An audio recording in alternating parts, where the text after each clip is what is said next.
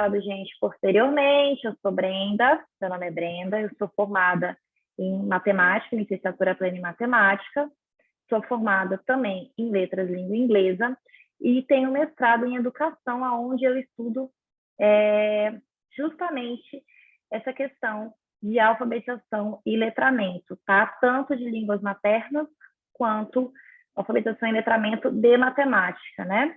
Então, no meu mestrado, eu estudei justamente o processo de alfabetização e letramento da criança, tanto da língua quanto da matemática, como se uma andasse juntinha ali da outra. Tá? Eu vou tentar passar um pouco da minha experiência, sou professora há 10 anos, já trabalhei com crianças a partir de 3, 4 anos de idade, né? Então, vou tentar também nas aulas passar um pouquinho da minha experiência para vocês, tá bom? Vamos começar aqui, ó, alfabetização e letramento. Eu vou baixar essa parte, eu vou usar o próprio material que vocês têm disponível, que é um material muito bom, inclusive, e aí eu vou pegar alguns pontos aqui e a gente vai debater em cima, tá bom? Então, ó, alfabetização e letramento e introdução. Então, qual que é o objetivo da aula de hoje? Primeiro, a gente entender o que é alfabetização, tá? Segundo, entender o que é letramento. E terceiro, entender como que a alfabetização e o letramento eles podem caminhar juntos, tá? Então, dentro da sala de aula, a gente, desde que a criança ela começa a frequentar a sala de aula, né, a gente precisa entender que a necessidade do educando é aprender a se comunicar, porque quando ele aprende a se comunicar, ele faz parte do meio, né? Ele consegue se, desde o momento que ele entra no colégio, né, ele começa a ter contato, né, com frases, números, letras, ele começa a identificar imagens, né? Ele começa a socializar com as crianças. Nessa socialização com as crianças, eles trocam ideias, eles trocam materiais, né? Ele aprende as regras, né? Os deveres. Então, todo esse contexto da escola, ele já é uma forma de alfabetizar e letrar desde antes de a gente realmente começar a ensinar, né? As letras, as vogais, né? E essa diversidade, todas essas questões que permeiam a sala de aula, elas são muito importantes, tá? Porque elas vão ser usadas como objeto de estudo do educando, tá? Que é o aluno ali que está frequentando a sala de aula. Então, qual é a nossa missão aqui? A gente entender qual que é o papel do professor nesse contexto, né? Como que o aluno ele precisa ser ensinado para conseguir identificar quais são as práticas sociais que ele tem que adotar, como é que ele vai usar a escrita e a leitura no seu dia a dia, né? E para promover bem-estar social. Então, todas essas questões, elas estão presentes na escola desde muito cedo. Né? Então, vamos aqui ver o conceito da alfabetização. Tem muitos autores, tá, que discutem o conceito de alfabetização. A gente tem a Magda Soares, que eu acho que é uma das mais famosas na área. Tá? A Magda Soares ela também vai discutir sobre letramento. A gente tem o Paulo Freire, né, que também é um dos pioneiros em alfabetização, principalmente na alfabetização de adultos, né, quando lá atrás ele fez um projeto do EJA, né, para alfabetizar jovens e adultos em 40 dias, então ele é um dos pioneiros. A gente também tem o Piaget, né, que fez ali a teoria construtivista de aprendizado, tá? A gente já vem aqui para a área das ciências exatas, e aí a gente tem D'Ambrosio, Scovimose, tá? Fora do Brasil, a gente vai ter também muitas pesquisas em Portugal sobre letramento e alfabetização. Então, são muitos os autores que discutem essa área, o conceito de alfabetização. Então, segundo o dicionário, A alfabetização é o ato de propagar o ensino ou difusão das primeiras letras, tá? Então, quando a gente entende o sentido de alfabetização, o que, que a gente pensa? Ah, alfabetização é você conhecer as letras, conhecer os sons das letras, conhecer os sons das letras que, quando juntas, formam uma sílaba, saber ler e saber escrevê-las. Então, você conseguir codificar e decodificar letras, tá? Só que daí eu pergunto para vocês, saber ler e codificar letras é suficiente para você saber usar a leitura ao seu favor? É só isso que a gente precisa? É só isso que a criança precisa aprender? Ler e codificar? Né? Então, já fica um questionamento aí. Só que lá no início, o que a gente precisa fazer lá com a criança pequenininha é basicamente isso, né? Começar a introduzir as letras, as vogais, as consoantes, os fonemas, né? O Márcio e o Lúcio, eles falam, a escrita é comparável a um instrumento, né? Então, quando a gente pensa, por exemplo, no homem rupestre, que foi os que iniciaram ali esse conceito de escrita, para eles era uma tecnologia, né? Eles precisavam se comunicar com as pessoas do futuro, eles queriam deixar a sua história marcada, né? Então, quando eles morriam, a história deles morria com eles. Então, o que eles pensaram em fazer? Eles tinham que criar uma tecnologia, um artefato, um instrumento que fizesse com que eles pudessem contar histórias. Então, como que eles fizeram isso? Inventando a escrita, tá? Então, a escrita, ela é uma tecnologia, ela é um instrumento, tá? E ela é vista como capaz de permitir a entrada do aprendiz no mundo da informação. Então, para a gente conseguir se comunicar com a gente mesmo, com os outros, com o mundo, a gente precisa saber escrever e ler, né? Para acessar uma internet, para viajar, qualquer coisa que a gente vai comprar alimento, né? Qualquer coisa que a gente precisa fazer, que a gente executa no nosso cotidiano, é muito importante a gente saber ler e escrever, né? Então, a escrita ela vai dar acesso aos conhecimentos históricos e sociais produzidos e vai criar condição para a produção de novos conhecimentos. Então, é a partir da escrita que a gente deixa a nossa marca para o futuro, né? Hoje, quando a gente faz um trabalho, quando a gente faz um trabalho de TCC, né, uma dissertação, uma tese, um artigo que a gente publica, a gente está fazendo uma escrita que vai ser deixada aí para as pessoas que vêm depois de nós, né? Então, a escrita é uma forma de deixar a nossa marca também na sociedade. Soares, toda vez que vocês verem Soares, a gente está falando da Magda Soares, tá? De novo, ela é uma das pioneiras, assim, das maiores no campo de pesquisa de alfabetização e letramento, tá?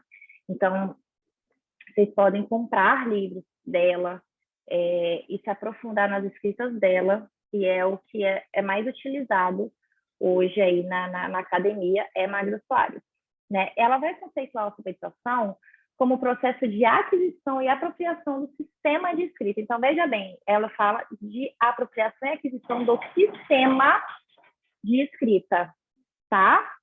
Então, quando ele fala em aquisição e apropriação do sistema de escrita, de novo, ela está falando de ler e codificar códigos e símbolos, tá? Além disso, ela destaca como um conjunto de habilidades de uso da leitura e de escrita nas práticas sociais que envolvem a língua escrita, né? Então, além de você se apropriar do sistema de escrita, você também precisa saber usá-lo, tá? Para executar funções de cotidiano. Em outra obra, a própria Magda ela vai dizer que para entrar e viver no mundo de conhecimento, o sujeito precisa desenvolver duas habilidades. Quais seriam essas duas habilidades? O domínio da escrita, né? Ou seja, o ato de escrever e ler, e o domínio das competências que o uso dessa escrita vai poder ser utilizado, né? Então, eu posso usar a escrita para fazer um texto, para escrever um livro, para escrever uma carta, né? seguindo aí na mesma linha de Magda Soares, a gente tem o Paulo Freire, né? Que ele vai afirmar que a alfabetização é um ato criador, né? No qual o sujeito é agente da aprendizagem na medida que vai aprendendo e compreendendo a leitura e a escrita. Então, o Paulo Freire, ele vinha ali com a teoria construtivista também, junto com Piaget, quando eles falam que que a criança, o adolescente, o aluno em si, ele tem que ser o centro da aprendizagem, tá? Então, a gente precisa dar artifícios para o aluno saber se virar sozinho com aquele conhecimento que ele está adquirindo, que a gente está ensinando, né? Então, quando ele fala em agente, ele diz que o aluno, ele é o responsável pelo que ele faz, pelo uso que ele dá aquele determinado conhecimento que ele está, né, sendo exposto, né? Então, antigamente, a gente vai ver mais para frente, a alfabetização, principalmente no Brasil, tá? Ela era muito mecânica, tá? A gente demorou um pouquinho mais para se atualizar. Então, a gente tinha uma alfabetização muito mecânica, feita através de cartilhas, né? Onde você aprendia por repetição, né? Como é que a criança aprendia a ler e escrever? Repetindo. Ela via 2, 3, 4, 5 meses as mesmas palavras, as mesmas letras, as mesmas frases, e ela acabava aprendendo porque ela decorava, né? Então, Paulo Freire, ele vem e diz, olha, esse processo mecânico que a gente está vendo ser ensinado nas escolas, ele não é legal, tá? Porque ele não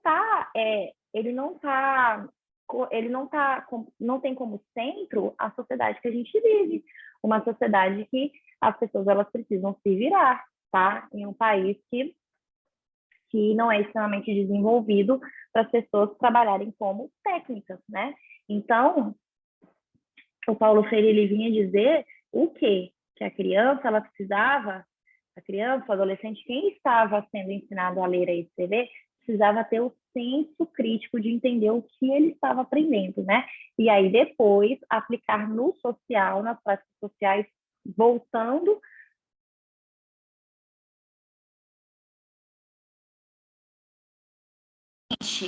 Não basta apenas dominar a escrita. É preciso inserir um sujeito nesse mundo para que desenvolva uma leitura crítica das relações sociais. Ou seja, ele precisa utilizar o que ele aprendeu para o bem da sociedade em que ele vive, certo? Então, é bem interessante o conceito dele. A gente vai ver em outras situações, continuar vendo também. Tentando conectar o meu fone de novo aqui, tá? Acho que foi. Pronto. Mudou aqui pro computador. Estão me ouvindo? Todo mundo me ouvindo? Tá. Ó, então, gente, se vocês perceberem, se vocês estudarem mais a fundo os conceitos da Magda e de Paulo Freire, a gente vai ver que eles caminham ali na mesma direção. Os dois falam que alfabetizar não é somente codificar e decodificar letras, né? Os dois, eles falam que a capacidade que o indivíduo precisa ter no ato de aprender a ler e escrever muito mais do que isso, né? Então, a gente percebe aqui, ó, que até meados de 1980, a gente tinha um ensino extremamente tradicional, aonde o centro do ensino era o professor, né? E os alunos ali, eles não tinham muita participação ativa em sala de aula, né? Então, nesse método antigo, que era feito por cartilhas e tudo mais, os alunos, eles aprendiam a memorizar o nome, o traçado das letras e decoravam os sons. Então, eles visualizavam a letra A, aprendiam a escrever a letra A e aprendiam a falar a letra A, certo? Então, todo dia o professor fazia esse mesmo processo, né? E aí, com o tempo, ele ia decorando e memorizando. Estou dizendo, esse método dava certo? Dava. Até certo momento, ele foi útil, né, para o desenvolvimento da sociedade. Né? Mas a partir do momento que a gente começa a ter mais tecnologia para melhorar o ensino, a gente precisa também entender que a gente tem que deixar de executar determinadas funções que já são defasadas e começar a executar ações que possam melhorar o ensino, a aprendizagem, a sociedade, etc. Né? Então, a gente tinha naquela época um trabalho muito mecânico, né? Onde a alfabetização ela se resumia em copiar do quadro, né? A gente também não tinha muita tecnologia na época, então era o que se fazia, copiar, tirar do quadro, colocar no papel, né? E fazer as repetições, né? Imitando o discursante experiente, né? Que quando a gente fala em discursante experiente, a gente está falando ali do professor, né? Então, a gente vai ter aqui, ó, lá em meados de 1985, por aí, na mesma época da Soares, do Paulo Freire, a Emília Ferreiro, que é outra grande na área de alfabetização e letramento, e a Ana Siberovski, né, que elas foram lá e mudaram o foco, tá? Mudaram o foco do ensino, né?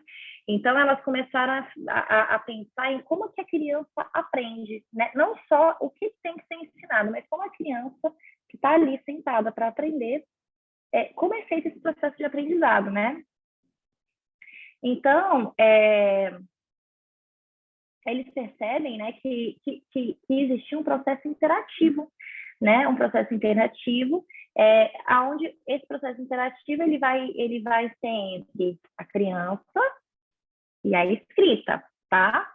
Então, quando a Ana e a Emília elas entendem que existe um processo interativo na hora da alfabetização, ela vai entender que elas vão começar a discutir que é o seguinte: a criança ela não é mais somente um receptor de conhecimento, ela não está ali só para ouvir, né? Ela é um sujeito que ela precisa participar desse processo, né? E que ela pensa na escrita, né? Então, ela busca compreender como aquilo funciona, né? Então, nesse momento, a gente começa a ver aí uma mudança nas escolas, né?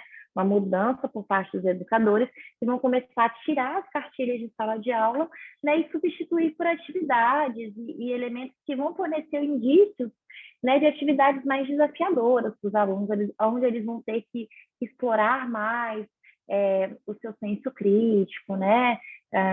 Explorar o raciocínio lógico, né? Então, os alunos aí, eles começam a se tornar o centro da aprendizagem, tá? É mais ou menos como funciona já hoje. A gente já tem em sala de aula metodologias muito bacanas, né? Que já não estão mais voltadas aí para essa cartilha, tá? Então, para perceber o sistema de escrita alfabética, que a gente vai utilizar a abreviação CEA, é preciso que a criança ela compreenda as suas propriedades, né? Então, o que seriam as propriedades do sistema de escrita alfabética? Os sons, a escrita, né? A visualização. Então, o aluno ele pode realizar a leitura ou a escrita de novas palavras apenas memorizando a relação entre a letra e o som de forma produtiva. Então, como é que era feito nas cartilhas? O aluno ele aprendia que D-A, D e A. Se lê dá. Ele visualizava aquilo, ele aprendia a escrever aquilo e ele aprendia a falar também, né? Era assim que as cartilhas faziam, o conceito de repetição, né? Quando você pega aí os escritos desses intelectuais que a gente está vendo aí, eles já pensam diferente, né? Eles já acham que você precisa ensinar os sons, né? Separadamente, os alfabetos separadamente, e aí, com o tempo que eles vão vendo sons D, A, preposição D e o A, se eles falam rápido, forma da, né? Qual que é a junção, qual é o som que dá do D com o A, né? Ou você falar a palavra dado, você ensina o dá, o do, depois você fala o dado. Escreve a palavra dado. Ele nunca viu a palavra dado escrita, mas ele já aprendeu que D mais A é o som de dá e o D com O é o som de dó. Então, dado, né? Então, elas fizeram essa questão de o aluno pensar no que ele já tinha aprendido da leitura e da escrita, né? Então, elas vão afirmar que o sistema de escrita alfabética é muito mais que a aquisição de um código, né? Como a gente via nas teorias tradicionais. Ele é um sistema notacional de representação de escrita, né? Onde se você aprende a ler e codificar as letras e os sons, você consegue formar inúmeras outras palavras a partir desse conhecimento, né? Então, é muito importante as atividades reflexivas e desafiadoras, né? Então, a gente tem muitas atividades onde as sílabas, elas vêm... O próprio exemplo da palavra dado, por exemplo. Você coloca a foto do dado e coloca várias sílabas separadas. Ele vai repetir a palavra dado e ele vai montar a escrita da palavra pela visualização do objeto e pela fala, né? São atividades muito comuns na primeira série do ensino fundamental, né? Então, é preciso tratar a escrita alfabética como um objeto de conhecimento, né? E é o objeto de conhecimento mais importante que um ser humano vai aprender no colégio, né? É a fase mais importante, né? É o profissional que mais tem que ser valorizado dentro da escola. Com certeza, aquele pedagogo que está ali ensinando as crianças a lerem e a escrever, porque é o que vai fazer a diferença para aquela criança para o resto da vida, né? Então, quando a criança ela vai ingressar na escola, é muito importante que o professor crie ali uma rotina diversificada, né? Fugindo ali do tradicional, fugindo da repetição, tá? Deixa eu só baixar aqui o slide.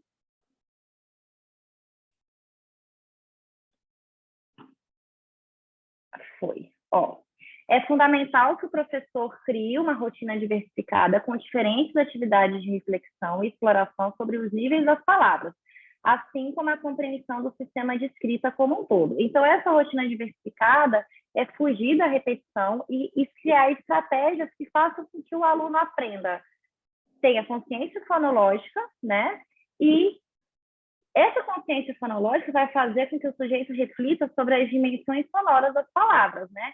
Então, a primeira linha ali, além de só ensinar a visualizar e copiar, a gente também entender que a criança precisa memorizar e internalizar para ela as diferenças sonoras, né, das palavras.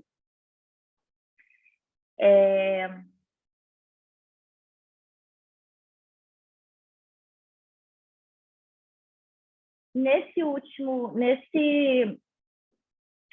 último parágrafo aqui, ó, ele vai falar: por isso você pode utilizar atividades que envolvam separação, contagem, comparação, quanto ao tamanho ou semelhança sonora. Então, as atividades de separação de sílabas são muito legais, né?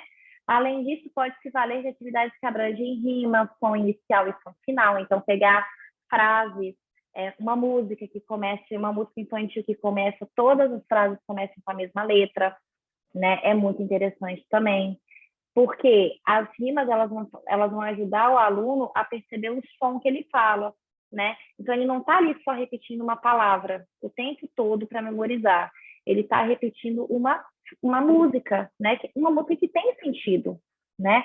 Não é algo solto no aprendizado, é algo que tem sentido, que ele já deve ter ouvido nas brincadeiras em casa, nas brincadeiras com os irmãos, com os primos, até mesmo na própria escola, né? O aluno ele deve ser incentivado a escrever e elaborar hipóteses, mesmo que ainda não domine o sistema alfabético de escrita. Então, às vezes, a gente fica muito limitado em sala de aula por pensar que o aluno não tem competência ainda para executar determinada tarefa, né? A gente precisa dar essa corda para o aluno, a gente precisa deixar que ele tente fazer por ele mesmo, né? Dar desafios para o aluno, né? E nessa fase, as crianças elas são muito curiosas, né? Elas querem participar. Então, é muito importante que esse processo ele seja feito, ele seja realizado. Vamos ver agora o conceito de letramento, né? Quando a gente fala em alfabetização, a gente fala em ler, escrever e conhecer, né, as letras do alfabeto, os códigos. Quando a gente fala em letramento, a gente fala nas competências e habilidades que a leitura e a escrita oferecem ao indivíduo, né? Então, um indivíduo alfabetizado é um indivíduo que sabe decodificar e decodificar símbolos. O indivíduo letrado é aquele indivíduo que sabe utilizar o que ele codificou e decodificou, né, num uso social amplo, né, no seu cotidiano para tarefas simples até as mais complexas, né? Então, nem toda pessoa alfabetizada ela vai ser letrada. Quando a Magda e o Paulo Freire eles falam aquele conceito de alfabetização lá em cima, que alfabetizar não é só ensinar a ler e escrever, codificar e decodificar símbolos, ele já começa a incluir lá esse conceito de letramento, tá? A Magda é uma das pioneiras nesse quesito. Algumas obras do Paulo Freire, vocês vão encontrar a palavra literacia. Literacia é a mesma coisa que letramento, tá? Então, vai mudando de autor, às vezes muda a palavra, mas literacia e letramento é a mesma coisa para a Magda e para o Paulo Freire. Então, o letramento ele vai ocorrer muito antes do ingresso na escola. Ele é um processo sistemático que envolve, além dos professores, os pais e demais pessoas que convivem com a criança. Então, o conceito de letramento ele vai existir desde antes de um aluno entrar na escola, né? Quando muitas crianças, hoje a gente vai falar dos dias atuais, alguns de vocês devem ter filhos e vocês vão saber do que eu estou falando. A gente dá o celular para uma criança hoje que não sabe nem ler, nem escrever ainda, mas ela já sabe, muitas vezes, a minha filhada faz isso. Digita lá no YouTube a palavra do desenho que ela quer assistir. Mas ela não sabe ler e escrever aquilo, mas ela já aprendeu, porque essa prática de estar inserida ali em alguma tecnologia, em algum conceito, né, que usa letras, palavras, né, ela já vai memorizando. Né? Então, muitas crianças já fazem isso. E em outros contextos também, uma criança, desde antes de saber ler e escrever, mas ela gosta de um sorvete e ela memoriza a logomarca do sorvete quando ela sai na rua e ela vê aquela marca, ela vê aquele produto, ela vai lembrar que é aquele sorvete que ela gosta, né? Então, isso já é o processo de letramento. Ele vem muito antes da escola, né? Desde quando a criança está convivendo com os pais, convivendo com os irmãos, ela já está nesse processo de aprendizado, tá? A Biasioli, 2018, destaca que a criança, desde pequena, está inserida em um contexto letrado, rodeada de situações cotidianas que envolvem a leitura e a escrita. Então, hoje, por exemplo, quando eu falo de YouTube, do YouTube Kids, da Netflix Kids e tudo isso, ali já tem leitura e escrita. E a criança ela consegue se guiar sozinha, né? Porque ela nasceu já no mundo digital, né? Mas isso já faz parte desse processo, né? Então, entre essas situações, você pode considerar o uso de livros e revistas. Então, muitos pais, até hoje, eles têm a rotina de ler histórias antes dos filhos dormirem, né? Então, a criança ela já vai memorizando ali aquelas palavras, ela vai vendo as imagens, por mais que elas não entendam o que está escrito, elas vão ali visualizando junto com a família, né? Então, todo esse processo, ele vem antes da escola e é muito importante para o aluno, né? Então, a gente percebe a diferença de crianças que têm um convívio de aprendizado antes de ir para a escola mais aprofundado do que aquelas que não tiveram tanto. A gente vai falar sobre isso ainda, né? Então, depois desse primeiro contato com os pais, é importante as práticas sociais de letramento serem promovidas, né? Elas vão ter início lá na educação infantil, né? Quando a criança tem o seu primeiro convívio coletivo. Então, lá na educação infantil, a criança vai para o jardim 1, jardim 2, e ali, por mais que ela ainda não aprenda a ler e a escrever por completo, ela já começa a ter os primeiros passos para que isso aconteça, né? Elas aprendem as vogais, né? Elas aprendem palavras que iniciam com aquela vogal, elas aprendem as consoantes, aprendem palavras que iniciam com aquela consoante, elas aprendem a escrever o próprio nome, elas aprendem a escrever o nome do professor, elas aprendem a escrever a data do dia, né, para colocar na atividade, elas vão aprender a ligar palavras com objetos, né? Então, desde a educação infantil, a gente já começa, ela vai aprender a contar os números, a matemática também está dentro da alfabetização e do letramento, né? Porque ler e codificar palavras também envolve a ler e codificar símbolos, tá? Então, é nesse momento que o professor ele vai assumir o papel na inserção de um ambiente letrado, né? Então, quando você entra em salas de aula de educação infantil e de Fundamental 1, você vai ver paredes cheias de palavras com listas dos nomes dos alunos, alfabeto com imagens que o aluno veja que aquela letra é a primeira, aquela letra é a primeira letra daquela palavra, né? Então, todo esse ambiente ele é arrumado para que o aluno ele aprenda com o que ele também está vendo, né? Então, quando ele senta ali na educação infantil, a gente não usa fila, né? A gente usa rodas. Quando a gente usa a roda que o aluno senta do lado do outro, ele não está visualizando só como escreve o nome dele, ele também está visualizando como o amiguinho escreve o nome dele, né? Então, a gente tem aí todo um processo, né, que vai fazer com que o aluno seja inserido nesse processo de alfabetização, né? Então, outras coisas, elas também vão ser importantes, né? Levar os alunos à biblioteca, eles escolherem os livros que mais o agradem. Às vezes, ele não sabe ler ainda, mas ele vai escolher um livro que chamou a atenção pela capa, pela ilustração, e vai levar até a sua casa para ler com seus pais, né? Então, é uma experiência a mais com leitura e escrita que esse aluno está tendo, né? Então, quanto mais a gente coloca para esse aluno instrumentos de linguagem, de gêneros, de texto, para o aluno internacionalizando que aquilo é importante, mais ele vai estar inserido no contexto de letramento, né? Então, ele precisa pensar na função social da leitura e da escrita fora das paredes da escola, né? Para que ele vai utilizar? Por que é importante aprender, né? Então, nessa perspectiva, a gente tem que considerar que você utiliza a leitura no seu dia a dia para os mais variados propósitos, né? Então, para que a gente usa a escrita? Para que a criança vai usar a escrita? Quando ela crescer, para localizar um endereço, né?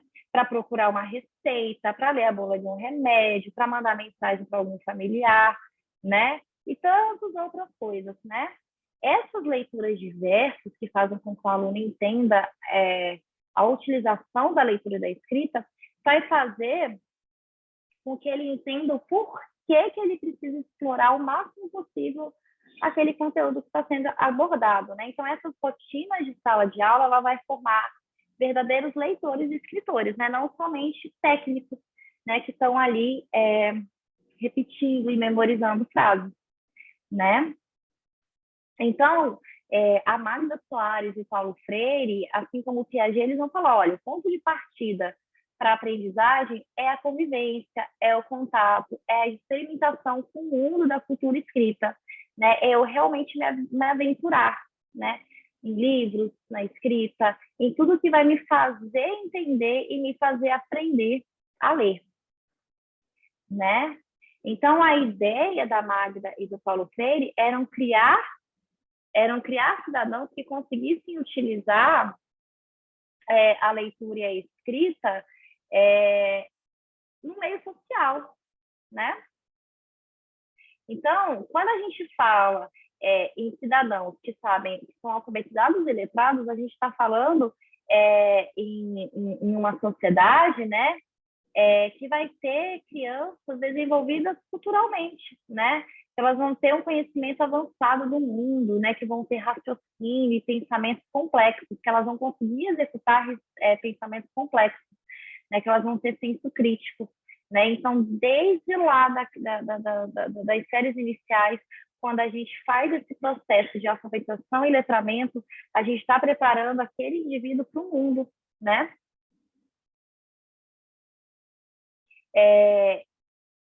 Então, nesse sentido, o que a gente precisa ter em mente? Que a criança é um membro da sociedade e que ela precisa do convívio com a leitura e a escrita para conhecer o mundo que a rodeia, né?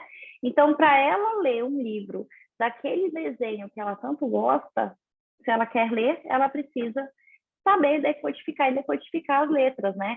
Então, se ela quer ir no mercado e comprar algo sozinha, ela precisa saber codificar e decodificar símbolos, letras, né? Então, essa sociedade, essa educação, na verdade, que a gente coloca o indivíduo como agente do seu próprio conhecimento, é muito interessante, né? Então, ó, segundo Freixo, aqui, ó, essa interação social proporciona vasta experiência entre as crianças, né? E o principal, ela favorece que o professor observe as dificuldades e peculiaridades existentes durante a realização das atividades. Por quê? Até agora a gente está falando de uma sala de aula perfeita, né? Onde a gente não tem problemas, onde a gente não tem indivíduos que têm dificuldades, né? Então, quando a gente começa a criar estratégias que desafiam os alunos, a gente começa a perceber as diferenças de cada um e as peculiaridades, né? Então, nem todos os alunos dentro de uma sala de aula vão ter o mesmo nível de conhecimento, né? Dentro de uma sala de aula, a gente vai ter alunos muito espertos, né? Alunos que os pais já ensinaram alguma coisa, a gente vai ter alunos crus, mas que aprendem rápido, a gente vai ter alunos que têm muita dificuldade de aprendizagem, a gente vai ter aquele aluno que é especial, que a gente vai ter que ter um olhar a mais, né? A gente vai ter os alunos hiperativos, né? A gente vai ter os alunos mais quietinhos, né? Então, quando a gente promove essas atividades, esses desafios, a gente aprende a conhecer o nosso tipo de aluno, né? Com quem que eu estou lidando, né? E nessas salas de aula de alfabetização aí, a gente tem em média de 25 a 30 alunos, né, matriculados. Então, é um desafio, né?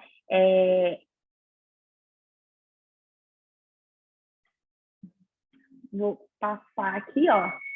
Outra questão pertinente que favorece a compreensão e apropriação do sistema de escrita é o uso de atividades orais e espontâneas. O professor deve trabalhar tanto a letra, a sílaba e a junção delas na formação de palavras, quanto a contextualização desse conhecimento para que a criança reflita sobre o processo. Então, existem diferentes formas de fazer atividades na alfabetização, né? A gente tem as atividades que podem ser debates e discussões, né? Onde a criança vai contextualizar as palavras, fazer a relação do som e da grafia, né? A gente tem as atividades orais, espontâneas, os ditados, né? As leituras das letras, né? Colocar consoante e letra separada e pedir qual é o som que forma quando junta, né? Então, tem diversas atividades que vão promover esse conhecimento da sala, né? Entender a nossa sala de aula, né? A gente chama isso de diagnóstico. Então, quando o professor ele começa a fazer atividades desafiadoras, ele está fazendo ali, na verdade, um diagnóstico, né? Para entender qual é o nível dos alunos e qual é o nível da sala de aula que ele está trabalhando. Então, aqui a gente vai entender o seguinte, ó. Alfabetização e letramento são dois processos, são duas ações distintas, porque alfabetizar é o ato de codificar e decodificar letras, e o letramento é o ato de saber utilizar em atividades das mais simples, as mais complexas, o que se leu e o que se escreveu, né? São atividades, são ações diferentes, são processos paralelos, mas que eles caminham juntos e eles são inseparáveis para garantir a aprendizagem da leitura e da escrita. Hoje não se pode mais ter alunos somente alfabetizados. A gente precisa ter alunos que saibam utilizar o que eles leram e escreveram, né? Então, o que o professor ele vai ensinar, o professor vai ensinar o sistema de escrita alfabética, permitindo que a criança vivencie práticas de leitura e escrita, agregando esses conhecimentos às situações reais das atividades cotidianas, né? Ou seja, fazer com que o aluno utilize no seu cotidiano o que ele aprende, né? Então, aqui nesse caso, levar textos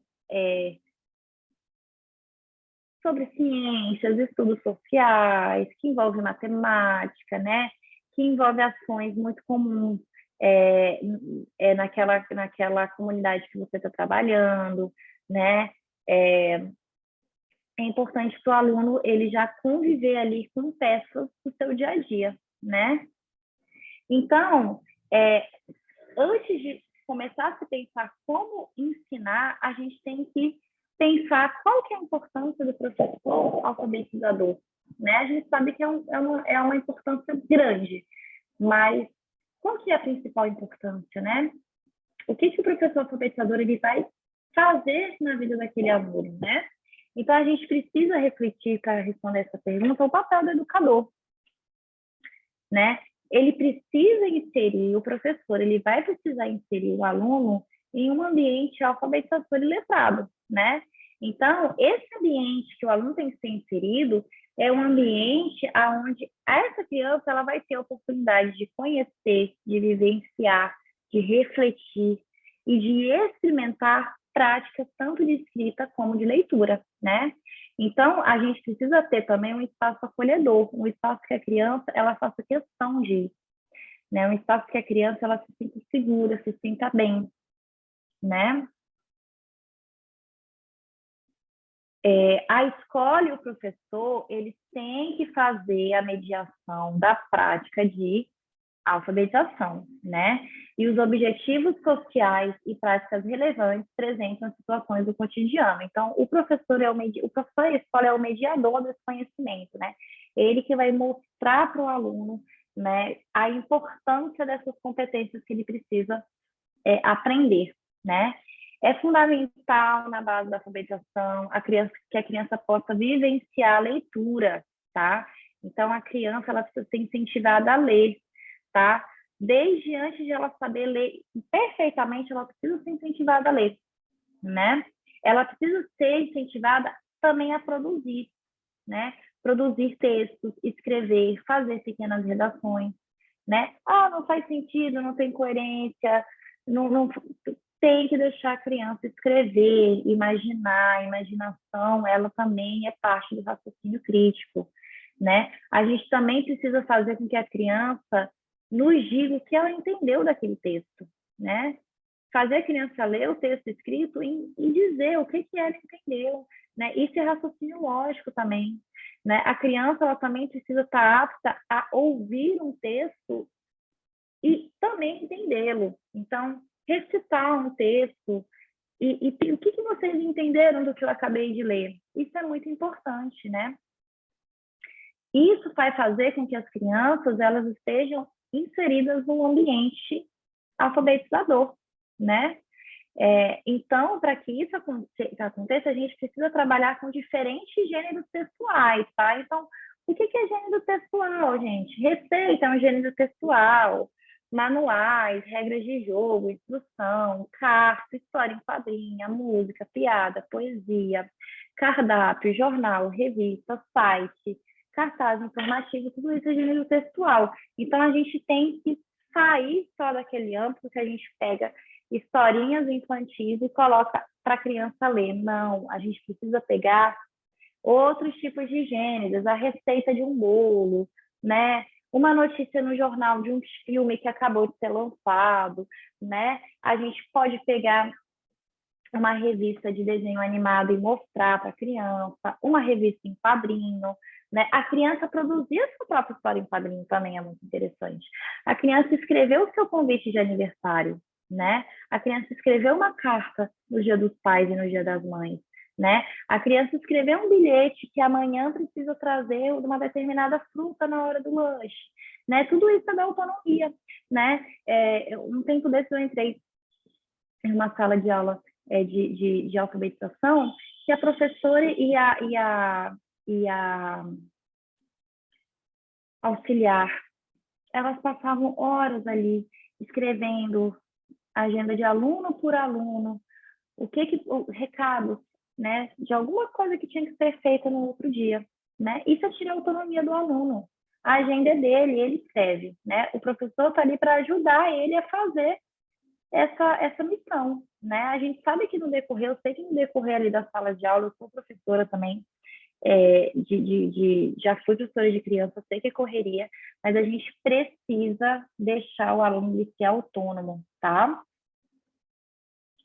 Né? Então, a partir do planejamento da prática, o professor poderá, por meio das atividades diárias realizadas em sala de aula, observar e buscar respostas aos questionamentos anteriores, né? Então, esses questionamentos que foram feitos é para a gente obter um diagnóstico. A gente precisa fazer atividades, né, que nos diagnostiquem o nível dos alunos, né?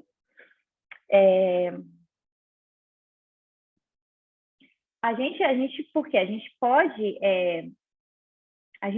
sem levar pontos geográficos em consideração, mas a gente sabe que a gente vive em um país muito grande, né? Então, independente de onde a gente estiver, a gente vai ter uma diversificação de heterogeneidade em relação ao conhecimento de cada criança, né? Então, cada criança ali, ela vai ter aprendido, ela vai ter conhecimentos diferentes, culturas diferentes, né?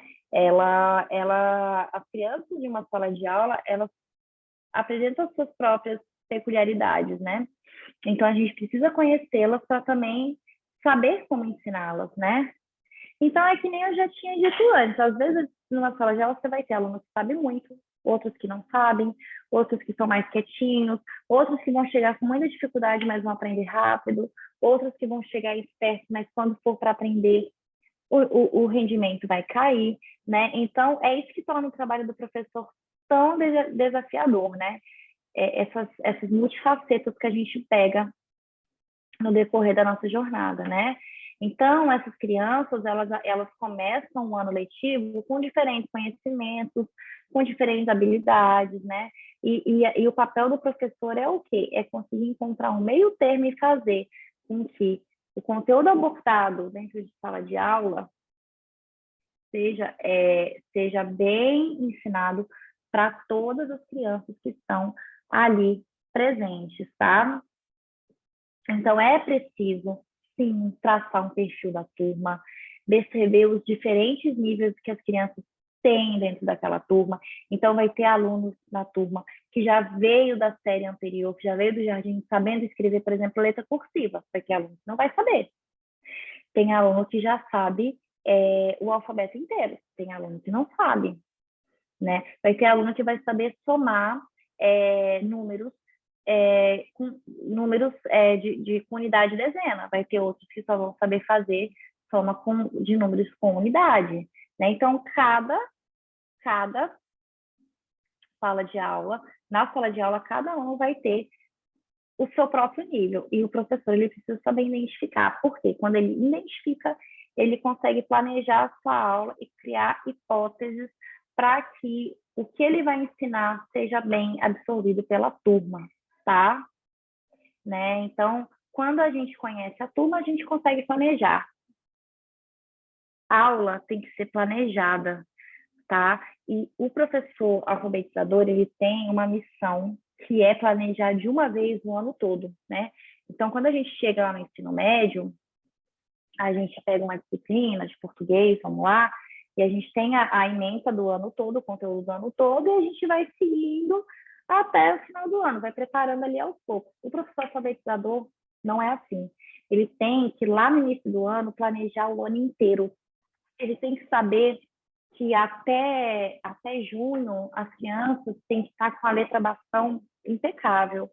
A partir de agosto, ele vai começar a inserir a letra cursiva, né?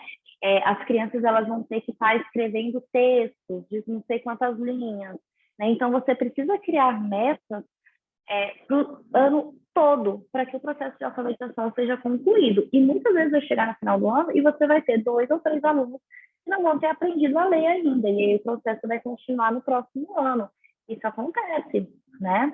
Mas, quanto mais planejado o professor estiver, melhor vai ser a execução daquilo que ele precisa fazer, né?